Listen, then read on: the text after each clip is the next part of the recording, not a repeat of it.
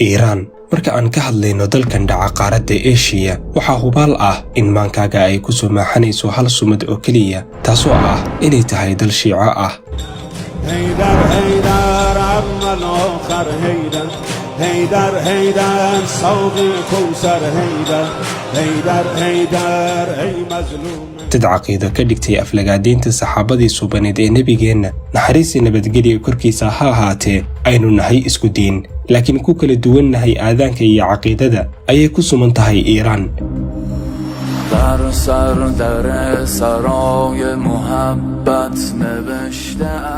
laakiin ma og tahay daawade in ka badan 800 sano ay ahayd Iiraan dal sunni ah oo u soo saaray caalamka islaamka culimo sida al-Bukhari, Ibn Sina, Abu Hanifa al-Nu'man iyo al-Razi ku leh maamuus iyo saameyn kana tegay dhaxal diimeed oo ay ilaa maanta jiilal badan oo islaam ah ku caanamaaleen. haddaba goormay noqotay Iiraan dal Shiici ah oo cadaawad u qaba qayb ka mid ah asxaabtii subaneed ee nabigeenna naxariis iyo nabadgelyo korkiisa ha ahaatee?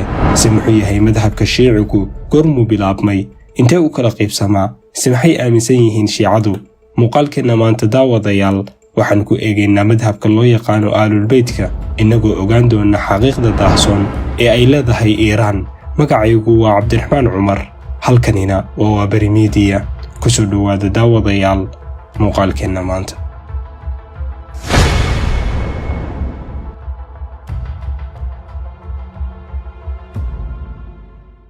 ugu horeyn inteenan u gelin muuqaalkeenna ha ilaawin daawade haddii aadan weli ka mid noqon bahweynta nagu taxan inaad subscribe dhahdid channelkan, sidoo kalena haddii uu ku qanciyo muuqaalkan ha ilaawin inaad like saartid. mahadsanid. aan u galno muuqaalkeenna maanta.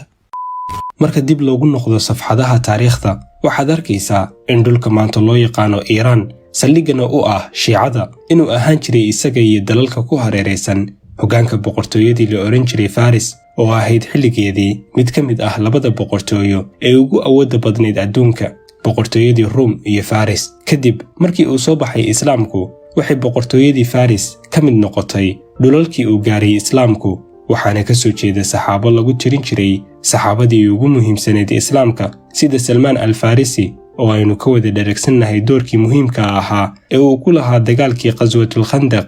laakiin wuxuu noqday dhulkii Faris kadib 800 sano oo uu ahaa dhul islaam ah haystana madhabka sunniga ah mid isku bedela madal gaashaan u noqota Shiicada. haddaba maxay yihiin Shiicadu? se maxay ku kala duwan yihiin sunniyiinta iyo Shiicadu?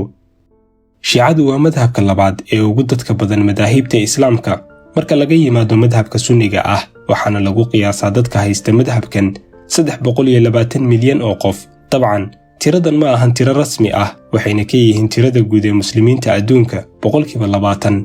sida ka muuqata khariidadan, Shiicada ayaa kaga nool adduunka dalalka xambaarsan midabka cagaarka tikhda ah. sidaynu wada ogsoonnahay nebiyada iyo rususha ayuu Ilaahay u soo diri jiray si ay ugu yeeraan dadka inay Alle u gaar yeelaan cibaadada, waxaana xilli walba soo bixi jiray nebi ama rasuul xambaarsan dhambaalka Alle. waxaa xitaa marmarka qaar dhici jirtay in hal xilli ay wada jiri jireen laba nebi sida nebi Yacquub iyo nebi Yuusuf ama Daawud iyo Suleymaan. waxaa sidoo kale dhici jirtay in nebiyada hal xilli wada nool ay gaari jireen marmarka qaar 3 nebi oo uu midba joogo dhul gaar ah sida nebi Zakariya, nebi Yaxye iyo nebi Ciise. laakiin nebi Maxamed soo bixidiisu waxay soo afjartay nebiyadii iyo rusushii, maxaa yeelay nebi Maxamed naxariis iyo nabadgelyo korkiisa ha ahaatee wuxuu ahaa nebigii ugu dambeeyey ee uu Alla soo diro. dabcan oo markaan ka hadlayno madhabka sunniga ah, laakiin Shiicadu waxay aaminsan tahay si ka duwan sidan, maxaa yeelay waxay aaminsan yihiin inay khasab tahay jiritaanka qof mar walba xasuusiya dadka Ilaahay, sidoo kalena uga jawaaba dhammaan su'aalaha ka guuxaya maankooda. waa hubaal inay qirsan yihiin in nebi Maxamed naxariis iyo nabadgelyo korkiisa ha ahaatee uu yahay nebigii ugu dambeeyey, laakiin waxay aaminsan yihiin in nebi Maxamed gadaashii dadka yimid ee xasuusinayay dadka Alle inay yihiin imaamiyo.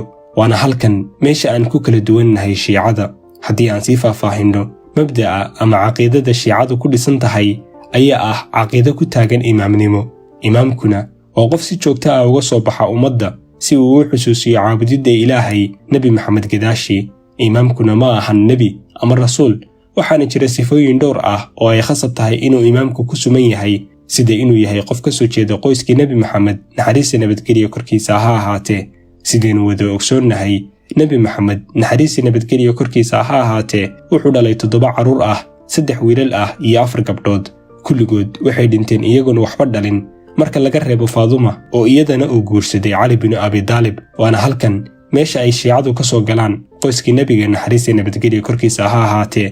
waan u soo noqonaynaa qodobkan aynu u sii gudubno qodobka labaad ee ay shiicadu ku suntaan imaamkooda, taasoo ah inuu yahay qof dhowrsoon oo aan khalad ku dhicin.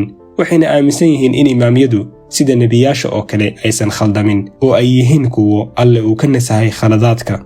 qodobka saddexaad ayaa isaguna ah in imaamyada loo waxyoodo sida rususha iyo ambiyada oo kale, waana sababta ay u joogaan si ay dadka uga jawaabaan su'aalaha ka guuxaya markaas imaankooda. kumana koobna axaadiista ay shiicadu adeegsadaan xadiisyadii nebiga oo keliya, balse xitaa hadallada imaamyadoodu waxay u yihiin xadiis ay waajib tahay in la raaco. shiicada ayaa u qaybsan sida ay madaahibta kale ee islaamku ugu qaybsan yihiin kooxo waxyaabaha qaar isku khilaafsan. shiicaduna waxay leeyihiin kooxo sida aynu arki doonno. waxa ugu muhiimsan ee ay isku haystaan ayaa ah imaamyada ay aaminsan yihiin in nebi maxamed naxariis iyo nabadgelyo korkiisa ha ahaatee gadaashii ay soo baxeen. dhammaan qaybaha shiicadu waxay ka midaysan yihiin in Cali bin Abi Talib uu ahaa imaamkii ugu horeeyey ee uu alle soo diro. kadibna waxaa ku xigay wiilkii uu dhalay ee la oran jiray Xasan bin Cali, isagana waxaa ku xigay inankiisii labaad ee Xusein ibn Cali. kadibna waxaa ku xigay oo ay imaamkii afraad ka dhigteen wiil uu dhalay Xusein oo la oran jiray Cali loona yaqaanay Zaynul Caabidiin. kadibna waxaa ku xigay inankiisii Maxamed al-Baaqir, halka martabada lixaadna uu ku jiro inanka uu dhalay Maxamed al-Baaqir ee Jacfar al-Saadiq. ilaa iyo inta laga soo gaaraya halkan way ka midaysan yihiin shiicadu, waxayna dhammaantood haystaan caqiido ka dhigaysa 60 inay yihiin imaamyo uu alle soo diray si ay dadka u xasuusiyaan alle ka cabsiga loona waxyoon jiray. laakiin marka ay marayaan imaamka lixaad ayay isku khilaafeen imaamnimada, maxaa yeelay sida caadiga ah imaam waxaa noqon jiray ilmaha ugu weyn ee uu dhalay imaamkii ugu dambeeyey. Jacfar al-Saadiqna inankiisii ugu weynaa wuxuu dhintay isagoo weli nool. arrintani oo keentay in shiicadu isku khilaafaan qofka imaam noqonaya, ma inanka yar ee uu dhalay Jacfar al-Saadiqba mise inankii ugu weynaa ee uu dhalay inankii dhintay ee la oran jiray Ismaaciil. waana halkan khilaafkii ugu horeeyey ee soo kala dhexgalay shiicada. haddii aan sii wadno, kooxda tiri imaamku wuxuu noqonayaa inanka yar ee uu dhalay Jacfar. imaamkooda 7aad waa Muuse al-Kaadim, waxayna sidaa isku daba joogayaan imaamyadu ilaa laga soo gaarayo imaamka 12aad oo ah Maxamed al-Mahdi. imaamkan waxay aaminsan yihiin in duruufo u gaar ah awgeed in uu meel ku dhuumanayo hadda oo uu nool yahay, soona bixi doono marka qiyaamuhu dhow yahay. soo bixitaankiisuna uu yahay calaamad ka mid ah calaamadaha qiyaamaha. kooxdan ayaa loo yaqaanaa Isnay Cashariya, waana kooxda ugu weyn kooxaha shiicadu u qaybsanto, waana shiicada degta Iiraan, Baxrayn, Ciraaq iyo Lubnaan. kadib dhimashadii suldaankii Cismaaniyiinta Maxamed al-Faatix ee furtay magaalada Istanbul, awoodna u yeeshay inuu fidiyo dalalkii ay ka talin jirtay khilaafadii Cismaaniyiintu, ayaa waxaa bedelay inankiisii la oran jiray Bayezid. Bayezid ayaa ku suntanaa hogaamiye cibaado badan oo aan u janjeerin dhanka dagaalada, waxaana xilligiisii aasaasantay dowlad la oran jiray Safawiyiin, taasoo ka aasaasantay dalka Iiraan. xilligaasi Iiraan madhabka ugu badan ee ka jiray wuxuu ahaa madhabka Sunniga ah, gaar ahaan madhabka Shaaficiga loo yaqaano, waxayna ku koobnayd shiicadu keliya 4 magaalo oo ay ugu muhiimsanaayeen Khuraasaan iyo Qum. sanadkii 1501 ayuu ku guulaystay Ismaaciil al-Safawi inuu dhidibada u taago dowladdii Safawiyiinta, wuxuuna sanadkii 1508 la wareegay magaalada Baghdad. arrintani oo ka dhigtay mid garoosada in xilli aan fogeyn ay isku dhici doonaan khilaafadii Cismaaniyiinta oo xilligaasi maamuli jirtay dalalkii Islaamka. arrintani oo ka dhigtay Ismaaciil al-Safawi mid ka fakara sidii uu ugu beeri lahaa dadkii Iiraaniyiinta arrin dareensiin karta in Iiraaniyiintu ka sareeyaan Carabta, aysanna dhici karin inay hoos tagaan. wuxuuna ka fakeray samaynta madhab diineed ka soocan madhab diimeedkii ka jiray dalalkii Islaamka xilligaasi, gaar ahaan madhabkii dowladda Cismaaniyiinta, si Safawiyiinta iyo Cismaaniyiintu ay u kala noqdaan dad haysta 2 madhab oo aan shaqo isku lahayn. waxaana dhacday in habeen ka mid ah habeenada uu isugu yeeray dhammaan mas'uuliyiintii dowladdiisa, una sheegay inuu shaacin doono in dhulalka Faris maanta laga bilaabo madhabka Shiiciga ah, gaar ahaan madhabka Isnay Cashariya ee aan kor ku soo sheegnay, uu noqon doono kan laga aaminsan yahay dhulkaasi. wuxuuna maalintii xigtay oo ahaa maalin Jimco ah uu aaday masaajidkii magaalada Tabriz isaga oo ay weheliyaan boqolaal ciidamo ah wuxuuna ka shaaciyey masaajidkaas in laga bilaabo maanta madhabka dhulka uu ka taliyo oo dhan uu u beddelay madhabka shiiciga ah. dabcan dadkii ku sugnaa masaajidka ee ka soo horjeestay oo dhan wuu dilay, wuxuuna sidaasi si rasmi ah ugu beddelay dalka Iiraan mid shiici ah. waxay fureen iskoollo, sidoo kalena madaariis lagu horumarinayo madhabkan, waxaana xilligaasi lagu daray aadaanka masaajidada oraahda ah caliyun waliyullah oo maanta aad ka dheehan kartid aadaanka shiicada. waxayna wax caadi ah ka dhigteen caayadda iyo ugafidda saxaabadii suubanayd ee nebigeenna naxariis iyo nabadgelyo korkiisa ha ahaatee. أشهد أن عليا ولي الله